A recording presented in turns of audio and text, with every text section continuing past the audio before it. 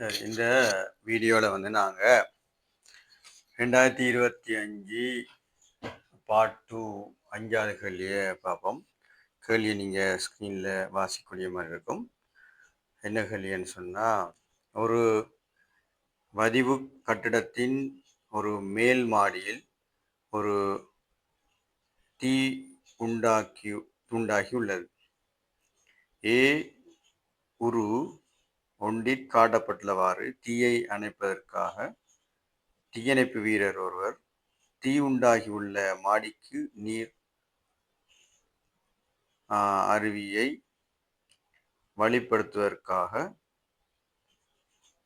தீயணை நெலிகுழாயை பயன்படுத்துகின்றார்.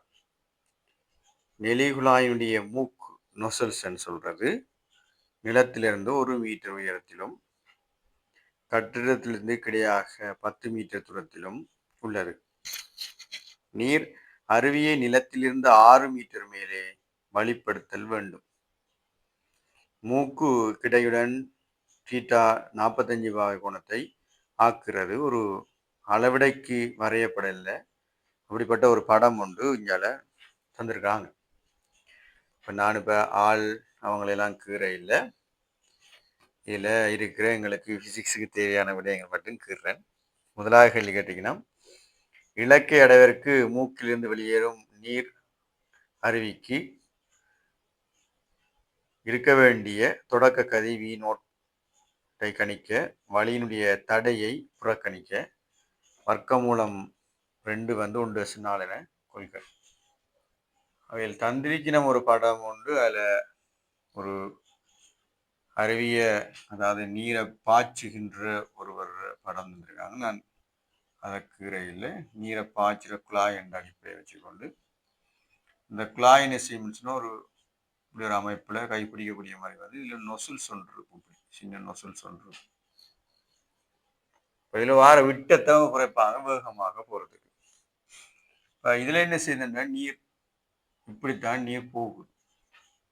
ஒரு எரிய பாதையில் போகிற மாதிரி தான் நீர் போகும். போய் எங்களுக்கு தெரியும், போய் இப்படியே போய் பாதை எரிய பாதைக்கு போகும். இது என்ன செய்யுது?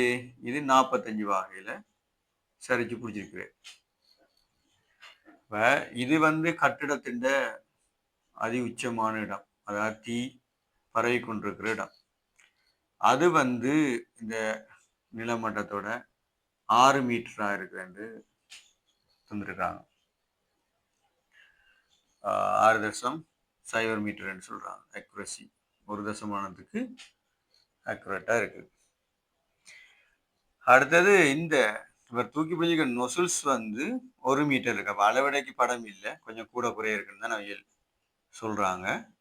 ஆகவே இந்த கூட குறைய இருக்கு. அப்போ இதை பார்க்கும்போது என்ன செஞ்சிருக்கோம், நமக்கு இந்த துண்டு வந்து 5 மீட்டராக இருக்க வேணும். இந்த மொத்தமாக 6 அந்த துண்டு மட்டும் 5 இருக்கணும். அப்போ அளவிட இல்லை, இது பிள்ளையாக கொஞ்சம் திரிட்டேன் மேலே வரணும். ரைட், பரவாயில்ல. இப்போ எங்களுக்கு தேவை என்னன்னு சொன்னால், இந்த மூக்கு பகுதி நொசுல்ஸ்லேருந்து போகிற நீர்த்தாரையினுடைய வேகம் V0 கேட்குறாங்க. இப்போ நாங்கள் என்ன செய்யலாம்னு சொன்னால், இப்படியோ இங்கேருந்து போகிற நீர் கட்டாயமாக அந்த நேரத்துக்குள்ள இதால கடந்து போயிடும். அப்போ இங்கேருந்து வர நீரும் இங்கேருந்து போகிற நீருடைய திணிவு ரெண்டுமே சமனாக இருக்கும். அப்போ 2 திணிவும் சமனாக இருந்தால் நாம் என்ன செய்யலாம், ஒரு எரிய பாதையில் ஒரு திணிவு வந்து இயங்குற மாதிரி நாங்கள் கருதலாம். அப்படி ஒரு நீங்கள் கருதுகிற அடிப்படையை வச்சுக்கொண்டு பார்த்தோம்னு சொல்லிட்டோம்னா, இப்போ முதலாவது கேள்விக்கு நான் என்ன செய்கிறேன்னு சொன்னால், மேல் நோக்கிய திசையில் V² = U² + 2A நான் பாவிக்கிறேன். நீங்கள் வேற நேர்கோட்டு இயக்க சாம்பார்களையும் பாவிக்கலாம். இந்த இருக்குது 10 மீட்டர்ன்னு சொல்கிறாங்க. ஆகவே நாங்கள் கிடைப்பரப்பாலையும் பாய்ச்சி எடுக்கலாம், வெளியே இப்படியும் எடுக்கலாம், பெரிய இதில் இல்லை. அப்போ இதில் வந்து நாங்கள் இதனுடைய நிலைக்குத்து கூறு என்னவா இருக்கும்? ரைட், V cos 45 வரும். அப்போ என்ன செய்யும் எங்களுக்கு, ஒன்றுங்கள் வர்க்கமூலம் 2 தானே, அதுல அதிஉயர் புள்ளியில இந்த நீர்த்தாரையுடைய வேகம் 0 ஆயிரும். அது நிலைக்குத்து வேகம். இந்த வேகம் நிலைக்குத்து, கிடைவேகம் இருக்கும், நிலைக்குத்து வேகம் 0 ஆயிரும். அப்படி பார்க்கும்போது நிலைக்குத்து வேகம் 0 இங்க மேல் நோக்கிய திசையில 0 வர்க்கம். இப்ப ஆரம்ப வேகம் எங்களுக்கு தெரியும், என்னவாம், v0 திங்கள் வர்க்கமூலம் 2 வர்க்கம். ரைட், நான் மேல் நோக்கி பார்க்கிறேன், கீழ் நோக்கி தானே கடை. 6 மூலங்கள் புவியீர்ப்பு ஆகவே மைனஸ் தர 10 தர உயரத்துக்கு என்ன போடுறேன்னு சொன்னா 5 மீட்டரை போடுறேன். 5 மீட்டரை போட்டேன்னு சொன்னா எங்களுக்கு விடையா பார்க்கும்போது வி வர்க்கம் இந்த 2 வரப்போகுது. 2 வர திருப்பி வாங்க விருப்பப்பட்டா v0 வந்து எங்களுக்கு 14 மீட்டர் செகண்ட் மைனஸ் 12 வரும். சரிதானே? எஸ், 50 100 இல்லை 14 இல்லை, இதில் வரும் எப்படின்னு சொல்லிட்டேன்னா 1.4 தான் நிகழ்ந்துருக்குது. ஓகே, அப்போ இது 202 வரும், அதாவது v0 வர்க்கம் 202 வரும். ஸோ v0 வந்து என்ன செய்யும், 10 வர்க்கமூலம் 2 வர்க்கமூலம் 2ங்கிட்ட 1.4 இருக்கு. 10 தர 1.4 சமன் 14 மீட்டர் செகண்ட் மைனஸ் 12 வருது. சரியா? அப்ப நீர்த்தாரை வந்து மூக்கினூடாக பாய்கின்ற வேகம் இது வருது. அப்ப நீர்த்தாரை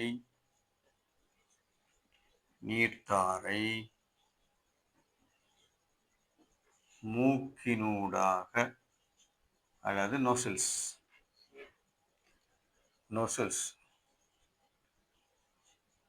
ஊடாக பாயும் வேகம் எவ்வளவு, 14 மீட்டர் செகண்ட் மைனஸ் 1. இப்ப அடுத்தது ரெண்டாவது கேள்வி என்ன சொல்லுதுன்னு சொன்னா, நெலிகுழாயினுடைய குறுக்கு வெட்டு பரப்பு மூக்கின் அவுட்லெட் வெளியாளியின் பரப்பளவின் இருமடங்காகும். நீர்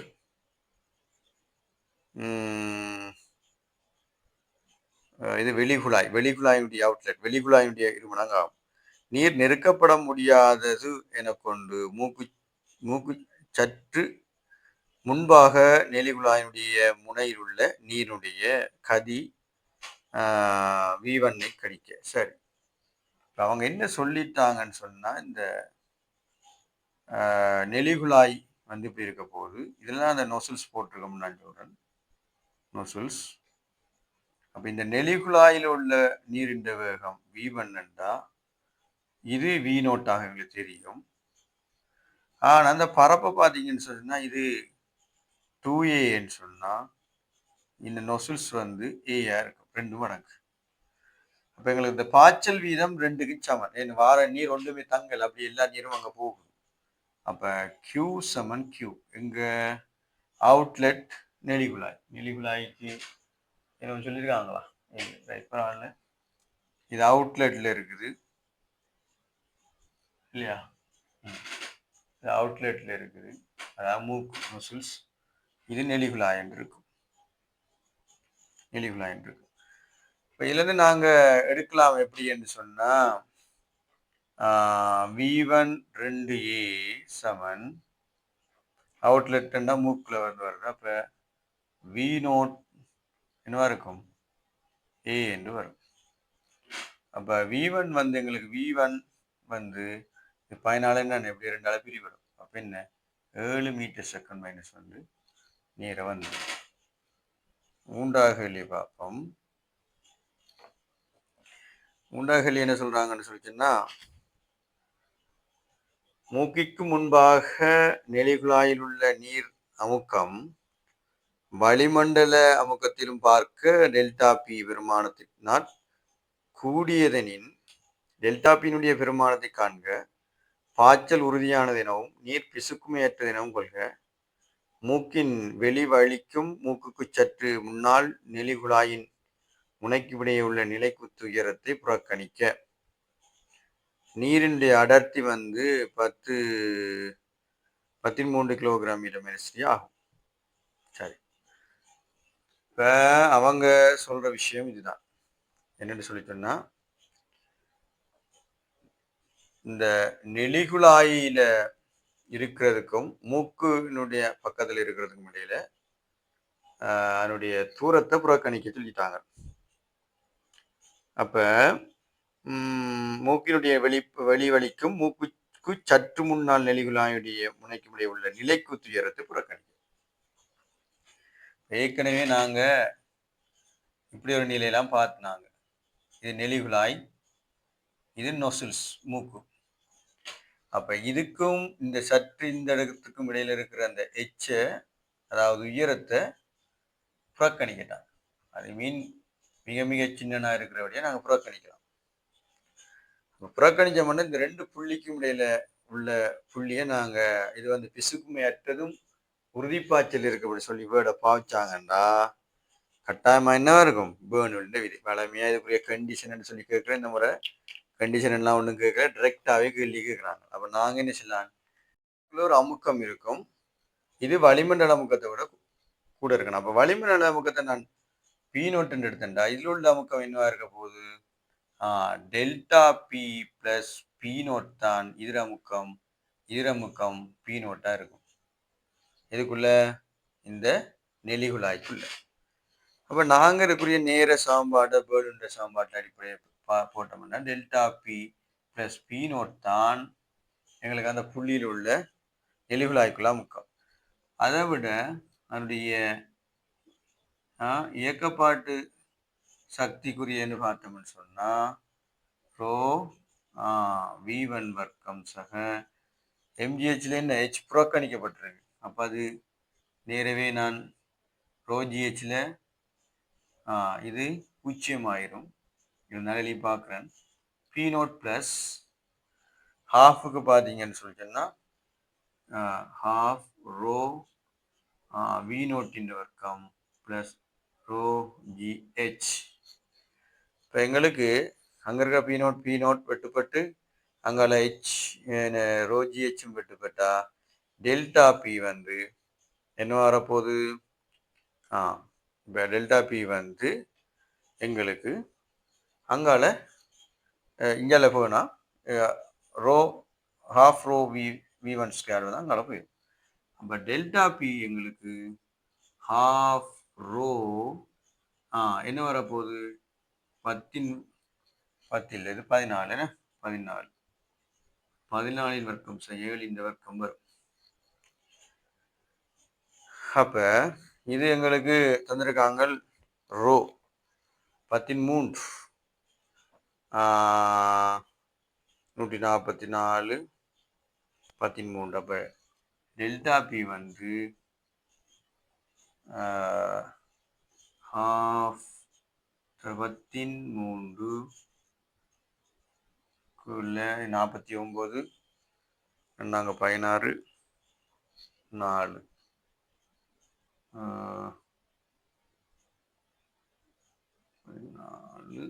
4 1